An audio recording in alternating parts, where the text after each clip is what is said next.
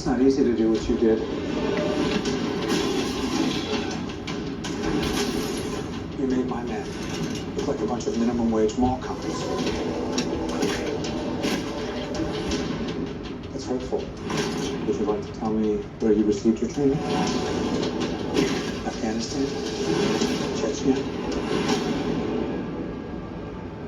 Who are you?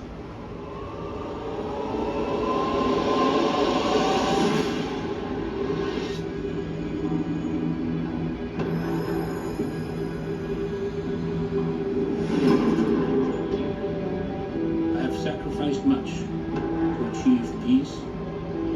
For through your arrogance and stupidity, you have opened these peaceful realms and innocent lives to the horror and devastation of war. You are a vain, greedy, cruel boy. And you are an old man and a fool! You're unworthy! Father. I now take from you your power! I cast you out!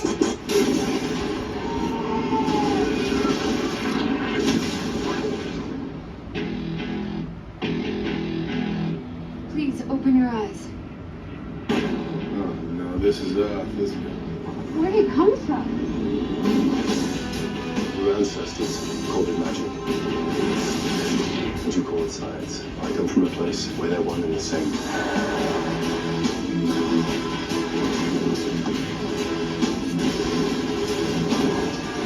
He has disobeyed his king. His fate is in his own hands now.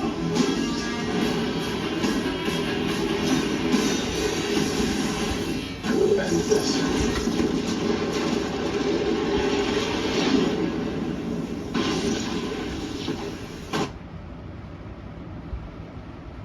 Shalom.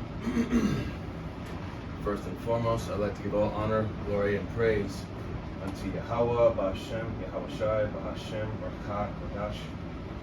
Double honors and respect to the elders and to the apostles of Great Millstone.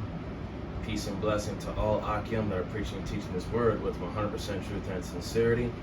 And unto the men, women, and children that are listening and learning. And unto the Bayat Dawadah. Unto the Bayat Dawadah, the elect house of David that is scattered abroad, I give you my utmost and sincere citations. So, what you saw was a trailer of the movie Thor from back in 2011. I'm sure you've all seen it before, and just want to do a lesson on it because it does have very spiritual meaning behind it. And as it says, Thor is a powerful but arrogant warrior whose reckless actions reignite an ancient war. So he was cast down to earth and forced to live among humans as punishment. And if you really think about it through the spirit, we were cast down among the heathen as punishment because we were, disobedient, arrogant, proud, vain. And through this punishment, we were learning humility and what it really means to be, what we were truly meant to be. So I'm gonna go ahead and get the book of 2 Peter.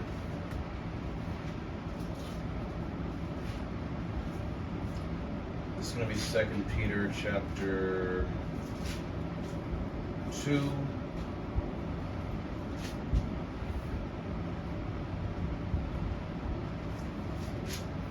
Peter 2 and 4, and it says, "For if the Most High spared not the angels that sinned," and who were the angels that sinned?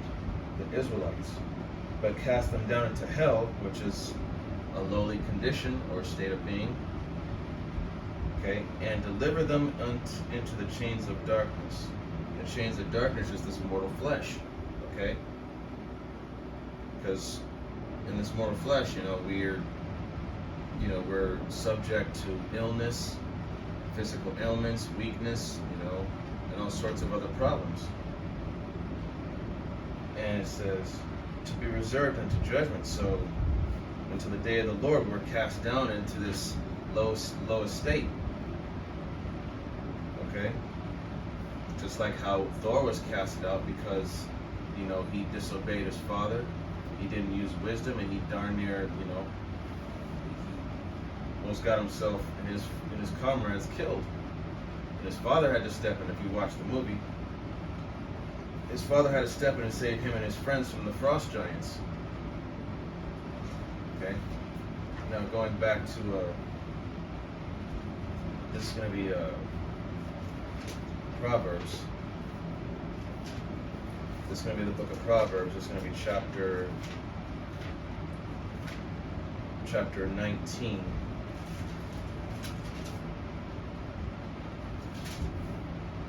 Verse 13, and it says, "A foolish son is the calamity of his father." Okay, so, and what does that mean? It means that a son who is disobedient, doesn't listen to instructions, and fails to use wisdom and reasoning, he brings calamity to his father. He brings shame, a bad name, a headache, amongst other things, And it says, and the counter and the contentions of a wife are a continual dropping. Okay? So,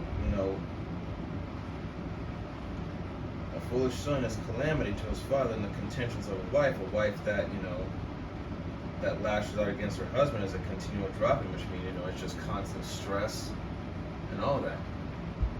But the main point is the foolish son is a calamity of his father. Okay? And Thor was foolish. And that's why I'm going to go to Proverbs. Again, it's going to be chapter 11, verse 2. And it says, "When pride cometh, then cometh shame. But with the lowly is wisdom." Okay, so when people come puffed up with pride, they need to be reminded of their place. And the Lord humiliates them.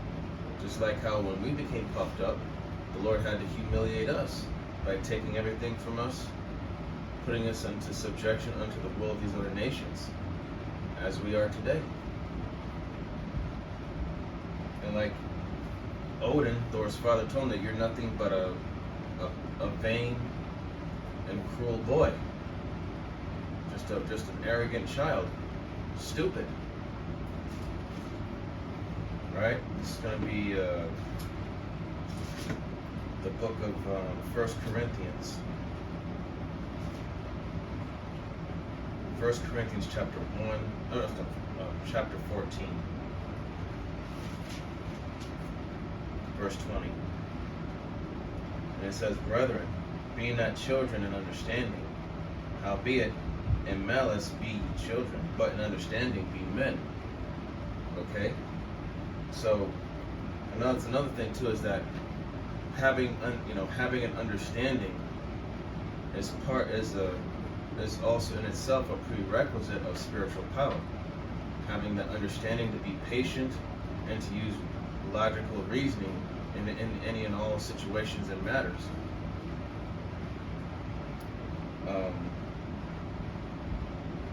And it says, "Howbeit in malice be ye children." So, in malice, which goes into childish things. Be ye children in childish things. Being emotional, being reckless, being stupid. But when you become a man, you have to understand that you have to grow up. You have to leave behind those things. You just can't be immature. You have to grow up at some point.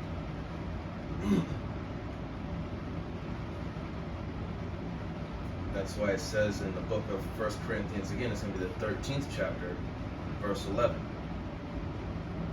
And it says, "When I was a child, I spake as a child. I understood as a child. I thought as a child. But when I became a man, I put away childish things." So, part of, understanding is realizing that when it's time to grow up, it's time to put away all those things that you used to do when you were, immature. Whatever it may be, put it away. It's time to grow up now. Time to do what you're supposed to be doing.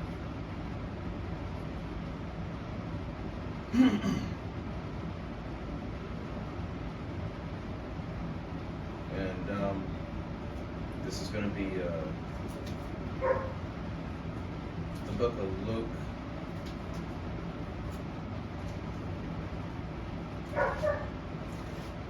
It's going to be the book of Luke, chapter 14, verse 11. And it says, "For whosoever exalteth himself shall be abased, and he that humbleth himself shall be exalted."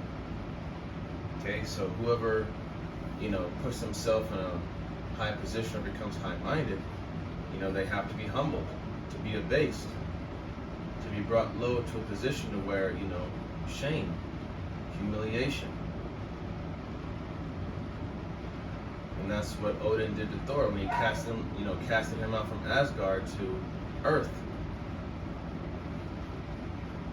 This is where, like it says in the description, it says that Thor is cast down to Earth and forced to live among humans as punishment. Once here, Thor learns what it takes to be a true hero. And that's what we're doing. We're no different from this. Living amongst these heathens while trying to maintain our integrity and our sanity, this is, and having to deal with the situation that we're in, we just gotta have patience.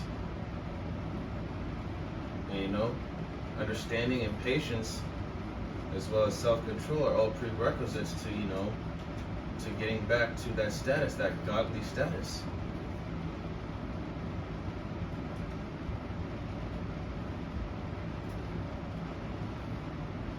All right, now this is going to be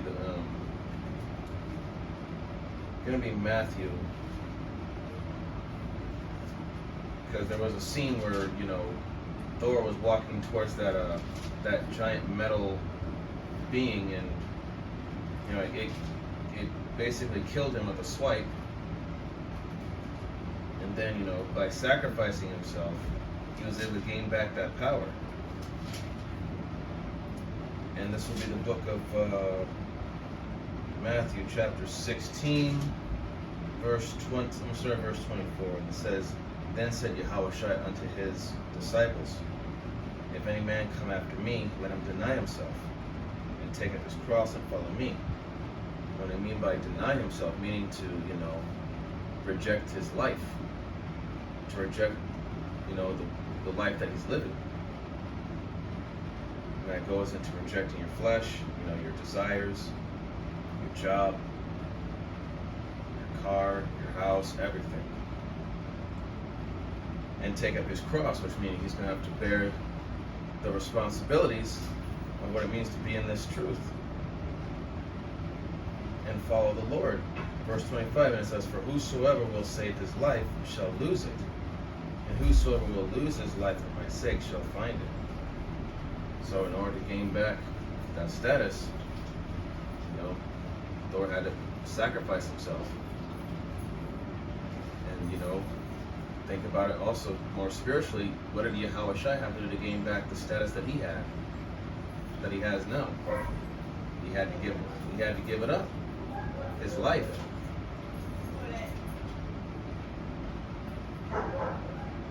So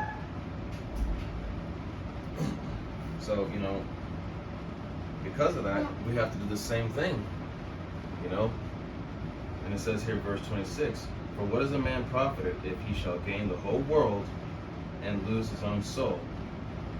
Or what shall a man give in exchange for his soul?" Okay? Hold on, give me a second.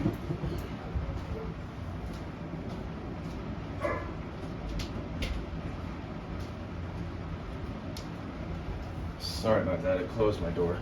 But so, verse 26 again, and it says, "For what is a man profited if he shall gain the whole world and lose his own soul?"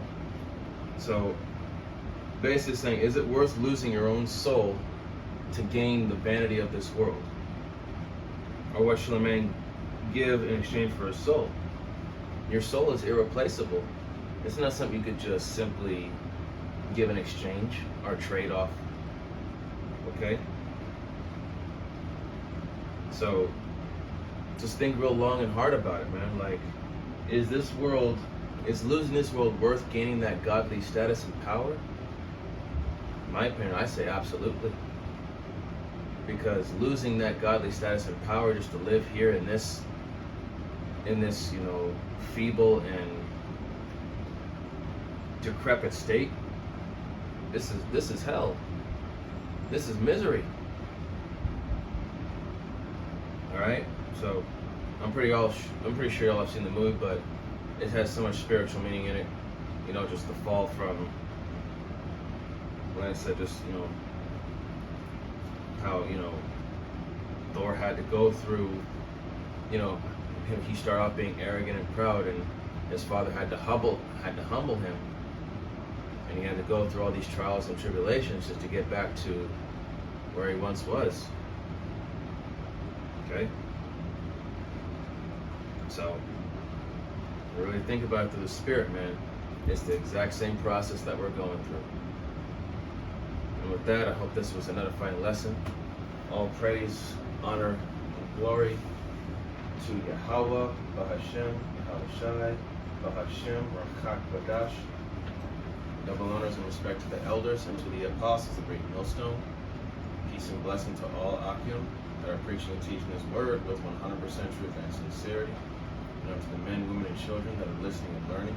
And unto the Biath of the Wadah, the elect house of David that is scattered abroad, I give you my utmost and sincere salutations. See you on the next lesson, Lord willing. Kwam Yasharallah, Wa Abad Babal, Shalom, Barakatam.